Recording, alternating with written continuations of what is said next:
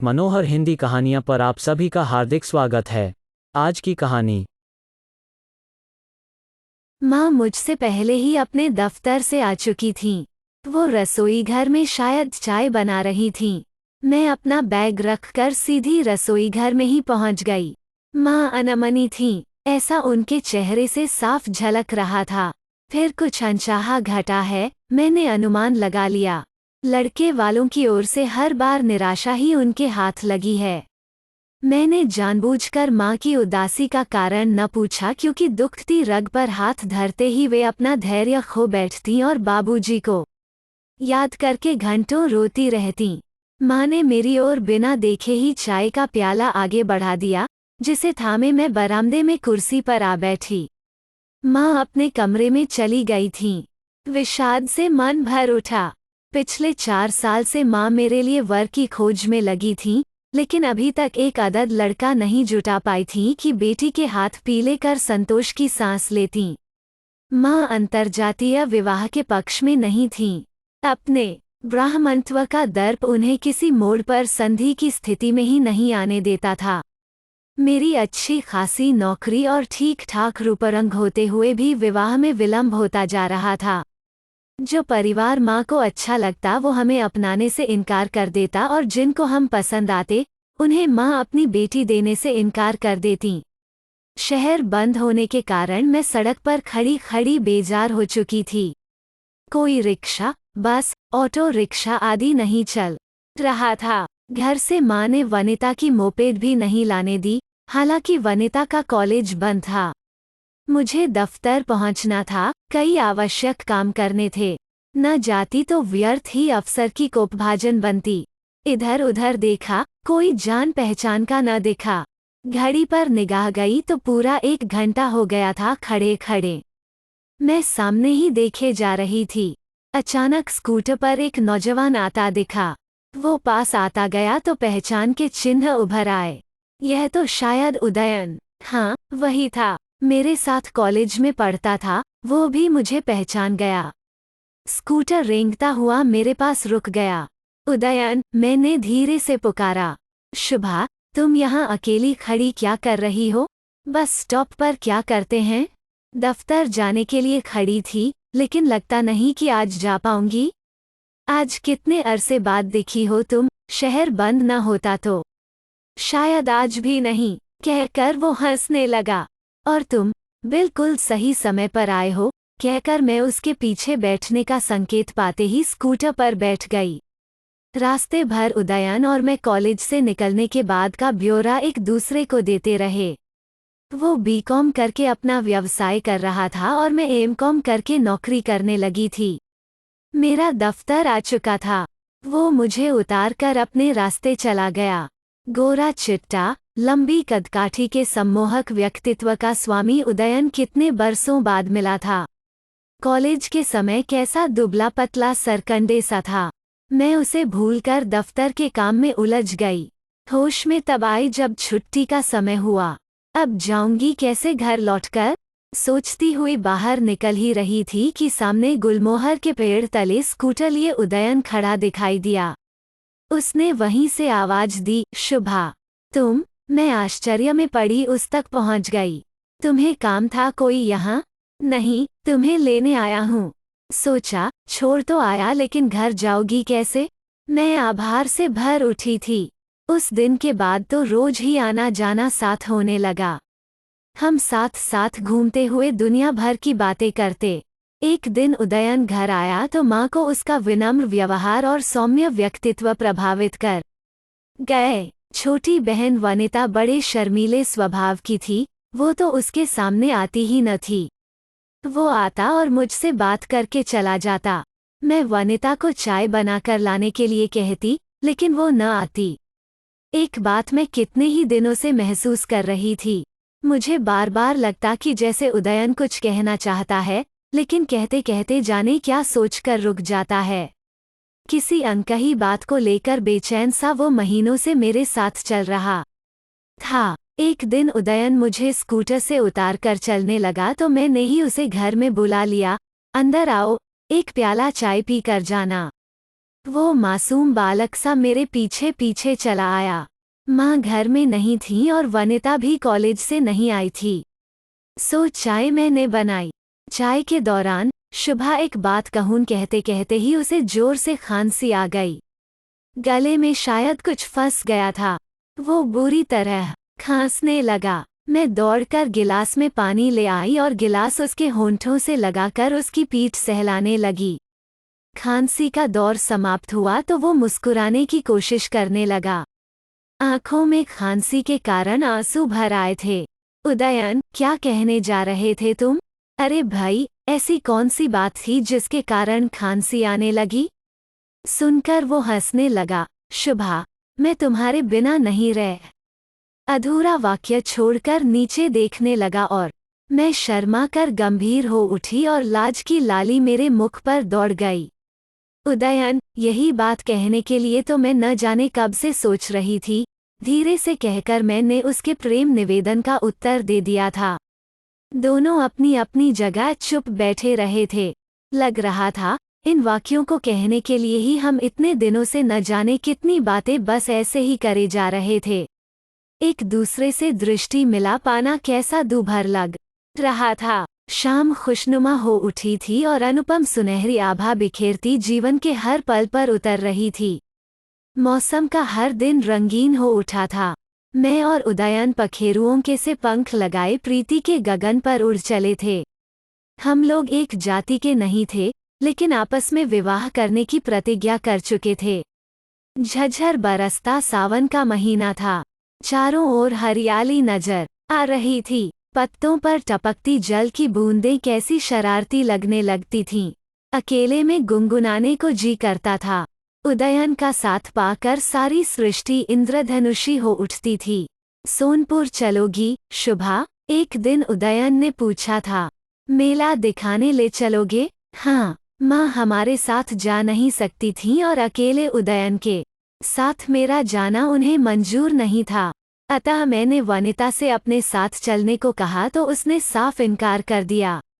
पगली, घर से कॉलेज और कॉलेज से घर, यही है न तेरी दिनचर्या। बाहर निकलेगी तो मन बहल जाएगा। मैंने उसे समझाकर तैयार कर लिया था। हम तीनों साथ ही गए थे। मैं बीच में बैठी थी। उदयन और वनिता मेरे इधर उधर बैठे थे, बस की सीट पर।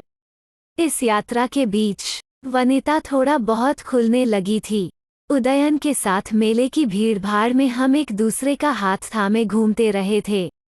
उदयन लगभग रोज ही हमारे घर आता था, लेकिन अब हमारी बातों के बीच वनिता भी होती। मैं सोचती थी कि उदयन बुरा मानेगा कि हर समय छोटी बहन को साथ रखती है। इसलिए मैंने एक दिन वनिता को किसी काम के बहाने दीपा के घर भेज दिया था, लेकिन थोड़ी देर वनिता न दिखी तो उदयन ने पूछ ही लिया, वनिता कहाँ है? काम से गई है, दीपा के घर, मैंने अनजान बनते हुए कह दिया। उस दिन तो वो चला गया, लेकिन अब जब भी आता, वनिता से बातें करने को आतुर रहता। यदि वो सामने न आती तो उसके कमरे में पहुंच जाता। मैंने उदयन से शीघ्र शादी करने को कहा था, लेकिन वो कहाँ माना था। अभी क्या जल्दी है शुभा, मेरा काम ठीक से जम जाने दो। कब करेंगे हम लोग शादी उदयन? बस साल डेढ़ साल का समय मुझे दे दो शुभा। मैं क्या कहती, चुप हो गई। मेरी भी तरक्की होने वाली थी। उसमें तबादला भी हो सकता था। सोचा शायद दोनों के ही हित में है। अब जब भी उदयन आता, वनिता उससे खूब खुलकर बातें करती। वो मजाक करता तो वो हंसकर उसका उत्तर देती थी। धीरे धीरे दोनों भोंडे मजाकों पर उतर आए। मुझसे सुना नहीं जाता था। आखिर कहना ही पड़ा मुझे, उदयन अपनी सीमा मत लांघो उस लड़की से ऐसी बातें। मेरी इस बात का असर तो हुआ था उदयन पर, लेकिन साली के रिश्ते की आड़ में उसने अपने अनर्गल बोलों को छिपा दिया था। अब वो संयत होकर बोलता था, फिर भी कहीं न कहीं से उसका अनुचित आशय झलक ही जाता। वनिता को मेरा यह मर्यादित व्यवहार करने का सुझाव अच्छा न लगा। मैं दिन पर दिन यही महसूस कर रही थी कि वनिता उदयन की ओर अदृश्य डोर से बंधी खींची चली जा रही है। उदयन से कहा तो वो यही बोला था, शुभा, यह तुम्हारा व्यर्थ का भ्रम है। ऐसा कुछ नहीं है जिस पर तुम्हें आपत्ति हो। छुट्टी का दिन था, माँ घर पर नहीं थीं। वनिता दीपा के घर गई थी। अकेली ऊब चुकी थी मैं, सोचा कि घर की सफाई करनी चाहिए। हफ्ते भर तो व्यस्तता रहती है। माँ की अलमारी साफ कर दी, फिर अपनी और फिर वनिता की। किताबें हटाई ही थीं कि किसी पुस्तक से उदयन का फोटो मेरे पाँव के पास आ गिरा। फोटो को देखते ही मेरा मन कैसी कंटीली झाड़ी में उलझ गया था कि निकालने के सब प्रयत्न व्यर्थ हो गए। लाख कोशिशों के बावजूद क्या मैं अपने मन को समझा पाई थी, पर मेरी आशंका गलत कहाँ थी। वनिता शाम को लौटी तो मैंने उसे समझाने की चेष्टा की थी, देख वनिता, क्यों उदयन के चक्कर में पड़ी है? वो शादी का वादा तो किसी और से कर चुका है। जिस बहन के मुख से कभी बोल भी नहीं फूटते थे, आज वो यूं दावानल उगलने लगेगी, ऐसा तो मैंने सोचा भी नहीं था। वनिता गुस्से से फट पड़ी, क्यों मेरे पीछे पड़ी हो दीदी? हर समय तुम इसी ताक झांक में लगी रहती हो कि मैं उदयन से बात तो नहीं कर रही हूँ। मैं क्यों ताक झांक करूँगी, मैं तो तुझे समझा रही हूँ, मैंने धीरे से कहा। क्या समझाना चाहती हो मुझे, बोलो। क्या कहती मैं? चुप ही रही। सोचने लगी कि आज वनिता को क्या हो गया है। इसका मुख तो दीदी दीदी कहते थकता नहीं था, आज ये ऐसे सीधी पड़ गई। देख वनिता, तुझे क्या मिल जाएगा उदयन को मुझसे छीनकर? मैंने सीधा प्रश्न किया था। किससे छीनकर? वो वितृष्णा से भर उठी थी। मैंने किसी से नहीं छीना उसे, वो मुझे मिला है। फिर तुम उदयन को क्यों नहीं रोकती? मैं बुलाती हूँ क्या उसे? उसने तड़ाक से ये वाक्य मेरे मुख पर दे मारे। अंधे कुएं में धंसी जा रही थी मैं। माँ बुलाती रही खाने के लिए, लेकिन मैं सुनना कहाँ चाहती थी कुछ। माँ, सिर में दर्द है, कहकर किसी तरह उनसे निजात पा गई थी, लेकिन वो मेरे बहानों को कहाँ अंगीकार कर पाई थीं। शुभा, क्या हुआ बेटी? कई दिन से तू उदास है। मेरी रुलाई फूट पड़ी थी। रोती रही मैं और वे मेरा सिर दबाती रहीं। क्या कहती माँ से? कैसे कहती कि मेरी छोटी बहन ने मेरे प्यार पर डाका डाला है, और क्या न्याय कर पाती वे इसका? उनके लिए तो दोनों बेटियां बराबर थीं। वनिता ने मेरे साथ बोलचाल बंद कर दी थी। उदयन ने भी घर आना छोड़ दिया था। हम दोनों बहनों की रस्साक्षी से तंग आकर वो किनारे हो गया था। मेरी रातों की नींद उड़ गई थी। अजीब हाल था मेरा। रुग्ण सी काया और संतप्त मन लिए बस जी रही थी मैं। दफ्तर में मन नहीं लगता था और घर में वनिता का अगरूर भरा चेहरा देखकर कितने अनदेखे दंश खाए थे अपने मन पर, हिसाब नहीं था मेरे पास। तनाव भरे माहौल को माँ टटोलने की कोशिश करती रहती, लेकिन उन्हें कौन बताता। वनिता, तूने मुझसे बोलना क्यों बंद कर रखा है? एक दिन मैं हारी हुई आवाज में बोली थी।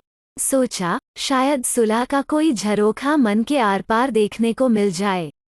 समझाने बुझाने से वनिता रास्ते पर आ जाए, क्योंकि मुझे लगता था कि मैं उदयन के बिना जी नहीं पाऊंगी। क्या करोगी मुझसे बोलकर? मैं तो उदयन को छीन ले गई न तुमसे। क्या झूठ कह रही हूँ? बिल्कुल सच कहती हो, लेकिन मेरा दोष कितना है इसमें, यह तुम भी जानती हो। उसका सपाट सा उत्तर मिल गया मुझे। तो तू नहीं छोड़ेगी उसे? मैंने आखिरी प्रश्न किया था। मुझे नहीं पता मैं क्या करूंगी, कहती हुई वो घर से बाहर हो गई। मैंने इधर उधर देखा था, लेकिन वो कहीं नजर न आई। मुझे डर लगने लगा था। दौड़कर मैं दीपा के घर पहुंची। वहां जाकर जान में जान आई, क्योंकि वनिता वहीं थी। तुम दोनों बहनों को क्या हो गया है? पागल हो गई हो उस लड़के के पीछे? दीपा क्रोध में बोल रही थी। वो मुझे समझाती रही, देखो शुभा, उदयन वनिता को चाहने लगा है और यह भी उसे प्यार करती है। ऐसी स्थिति में तू रोक कैसे सकती है इन्हें? पगली, तू कहाँ तक रोक बांध लगाएगी इन पर? यदि तू उदयन से विवाह भी कर लेगी तब भी इनका प्यार नहीं मिट पाएगा, बल्कि और बढ़ जाएगा। जीवन भर तुझे अवमानना ही झेलनी पड़ेगी। तू क्यों उदयन के लिए परेशान है? वो तेरे प्रति ईमानदार ही होता तो यह विकट स्थिति आती आज। रात भर जैसे कोई मेरे मन के कपाट खोलता रहा कि मृग मरीचिका के पीछे कहाँ तक दौड़ूंगी और कब तक। उदयन मेरे लिए एक सपना था जो आंख खुलते ही विलीन हो गया, कभी न दिखने के लिए। एक दिन माँ ने कहा, बेटी, उदयन 1.5 साल तक शादी नहीं करना चाहता था, अब तो 1.5 साल भी बीत गया। उन्होंने अंतर्जातीय विवाह की मान्यता देने के पश्चात चिंतित स्वर में पूछा था। माँ, अब करेगा शादी, वो वादा खिलाफी नहीं करेगा। शादी की तैयारियां होने लगी थीं। मैंने दफ्तर से कर्ज ले लिया था। माँ भी बैंक से अपनी जमा पूंजी निकाल लाई थीं। कार्ड छपने की बारी थी।